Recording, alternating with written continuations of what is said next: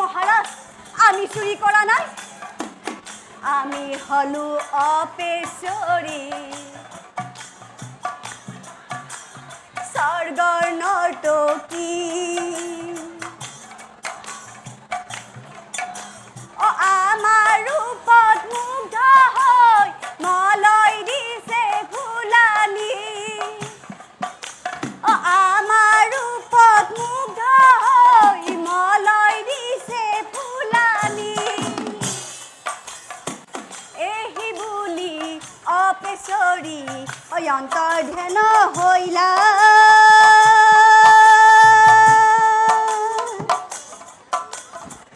তেতিয়া মলয় কুমাৰৰ হাহাকাৰ লাগিলা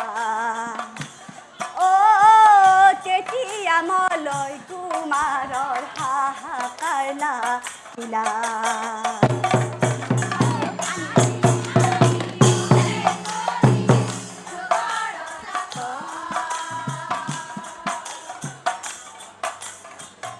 আমি চুৰি কৰা শুনক মহাৰাজ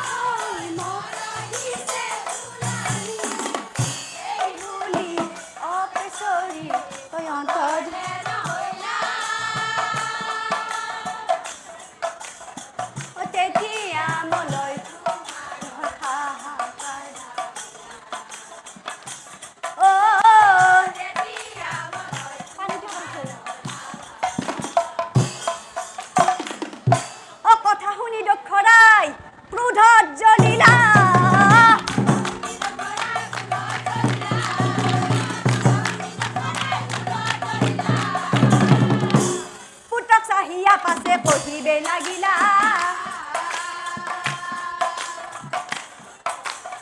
পুত্ৰক চাহিয়া পাছে পুত্ৰ হৈ নামানিলি পিতৃৰ বচন পুত্ৰ হৈ নামানিলি পিতৃৰ বচন হে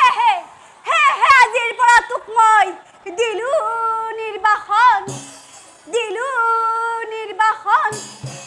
দিলো নিৰ্বাসন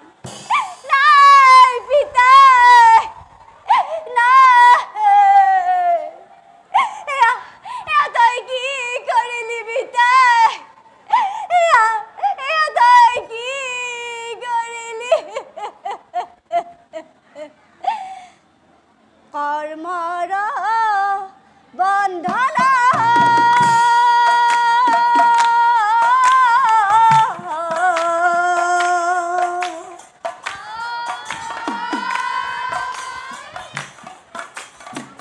নাযাই খণ্ডন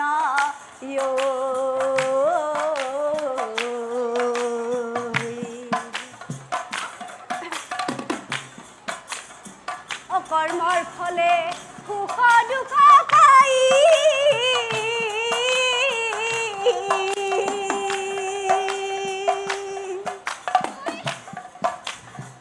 সামান্য দুখতে মলয়কো মাৰে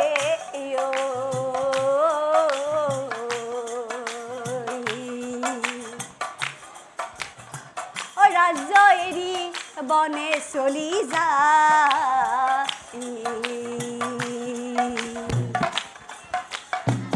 কৰ্মৰ বন্ধন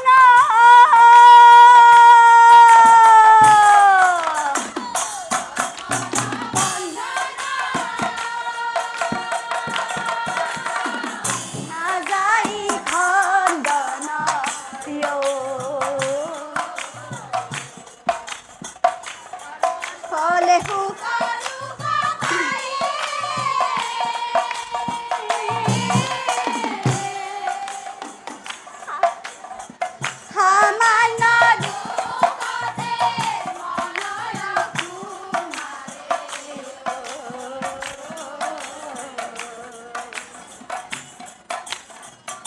ৰাজয়েৰ বনে চলি যা কৰ্মৰ এ হৰি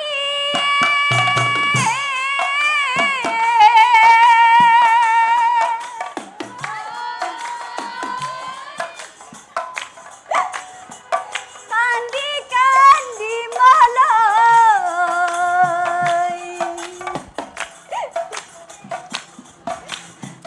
ৰাজয়ে ৰি গইলা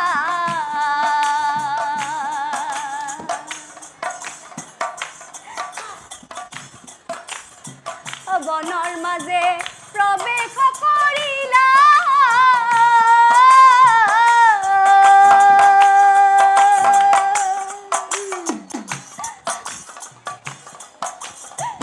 নাৰী লোভে হ'ল মোৰ এনুৱা বিলাইও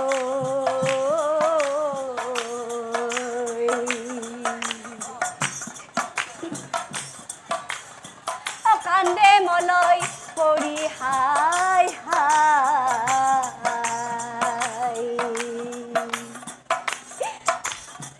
কৰ্মৰ বন্ধন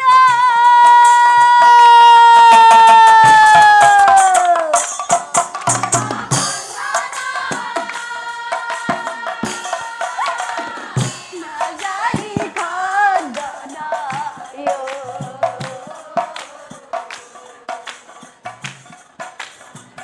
কৰ্মৰ ফলে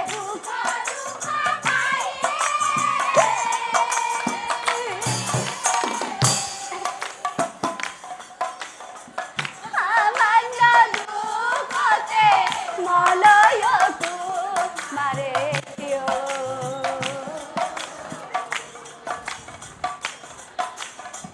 ৰাজয়েৰ বনে চলি যা কৰ্মৰ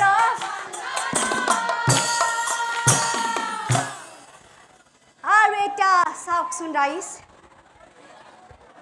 মলয় কুমাৰৰ কথা আমি অলপ সময় থওঁ পুষ্পভদ্ৰা কোন আছিল তাৰে অলপ কওঁ বুম নামে এজন ৰজা আছিল আৰু তেওঁৰ এগৰাকী কন্যা আছিল নাম তাইৰ পুষ্পভদ্ৰা সতী অতি ৰূপৱতী কন্যা যেন চন্দ্ৰ দিনে দিনে বাৰে কন্যা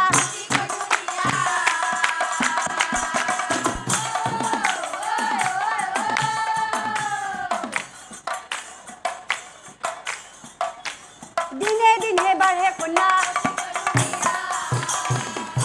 কিন্তু এটা কথা আপোনালোকেতো জানে যে বিধি লিখন নাযায় খণ্ডন সেই গুম ৰজাই একদিনা নিজৰ কন্যাৰ লোভত পৰি ব্ৰহ্মাৰ ওচৰে যায় সুধিবে লাগিলা প্ৰভু প্ৰভু নিজে ৰোৱা গছৰ ফল খাবলৈ পাইনে নেপায় প্ৰভু পাইনে নেপায় তেতিয়া ব্ৰহ্মাই হাঁহি হাঁহি কয় হেৰা বাপু নিজে ৰোৱা গছৰ ফল খাবলৈ পায় কি কথা শুনি গুম ৰজা ৰৈ নাথাকিলা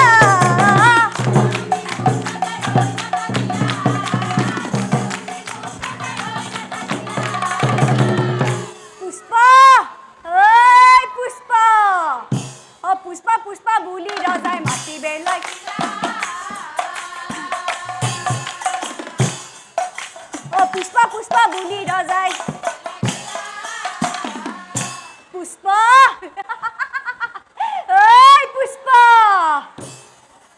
কন্যা লোভে গুম ৰজাই জ্ঞান হেৰুৱাই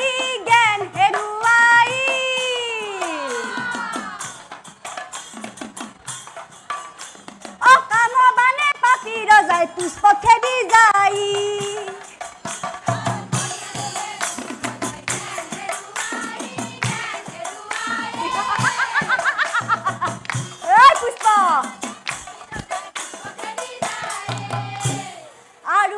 সাজ পাই পুষ্প ভজাই দিলান তলৱাৰা দিলান তলৱাৰা অ পিতাই এয়া তই কি কৰিব ধৰিছ পিতাই তই কি কৰিব ধৰিছ ৰূপে বুলি হলো বুলি কান্দে ঘনে ঘন কন্যা লোভে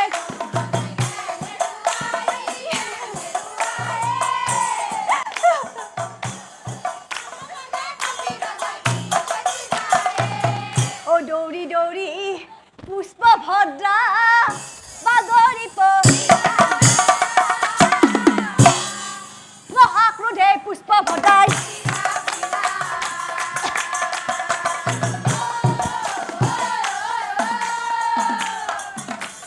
মহাক্ৰোধে পুষ্প ভদ্ৰাই পিতৃ হৈ নিজৰ কন্যাক পত্নীৰ দৰে কৰিব খুজি চহৰত পিতৃ হৈ নিজৰ কন্যাক পত্নীৰ দৰে কৰিব খুজি চহৰত অভিশাপ দিম তোক মই অভিশাপ দিম তোক মই ইহাৰ কাৰণ অভিশাপ দিম তোক মই ইহাৰ কাৰণ এহি বুলি শ্ৰদ্ধা ধৰ্মপান ৰাইজ অভিশাপ অত্যন্ত গৰম আৰু প্ৰখৰ ৰ'দৰ কাৰণে নাম চলি থাকিব আপুনি গাই থাকক তেতিক্ষণে গুম ৰজাৰ মুখ অত্যন্ত গৰম আৰু প্ৰখৰ ৰ'দৰ কাৰণে আমি বাহিৰত নেমু পানী চৰবতৰ ব্যৱস্থা কৰিছোঁ আৰু আয়োজন কৰিছে ৰাষ্ট্ৰীয় বজৰং দলে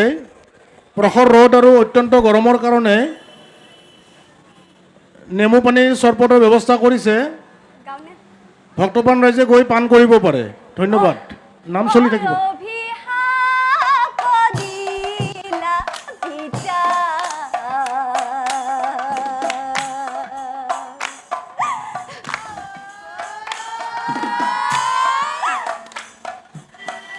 পুষ্পই না ভাবিলা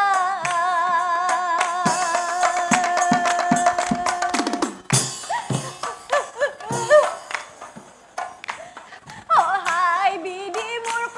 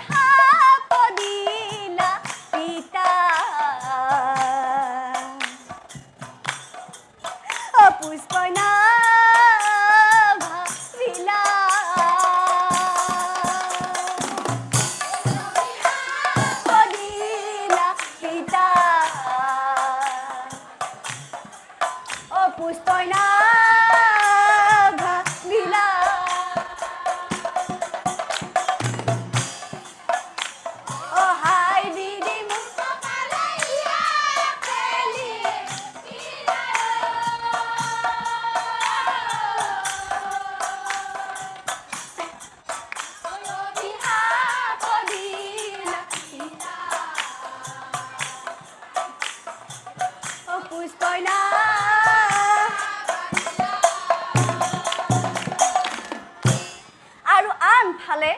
সেই বননিত আছিল মলয় কুমাৰ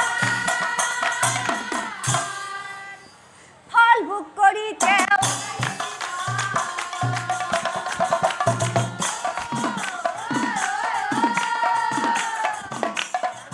ফল ভোগ কৰি তেওঁ হিমতে দুয়োৰো দি পাৰ হৈ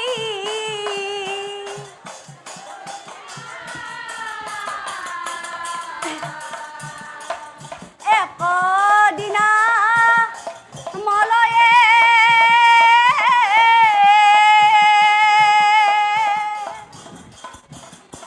পুষ্পক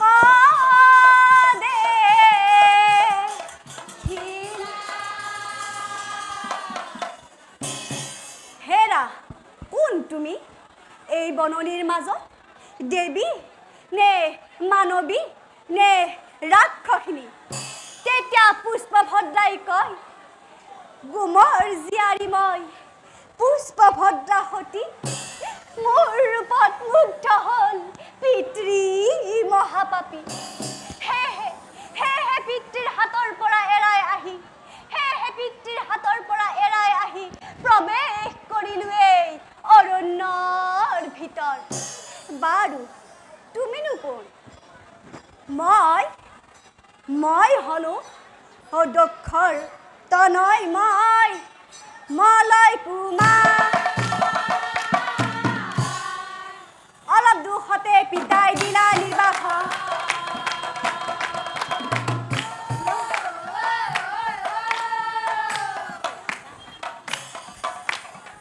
অলপ দুখতে পিতাই আৰু এনেকৈ সেই বননিৰ মাজত পুষ্পভদ্ৰা আৰু মলয়ৰ হৈলা মিলন পুষ্পভদ্ৰা আৰু মলয়ৰ হৈলা মিলন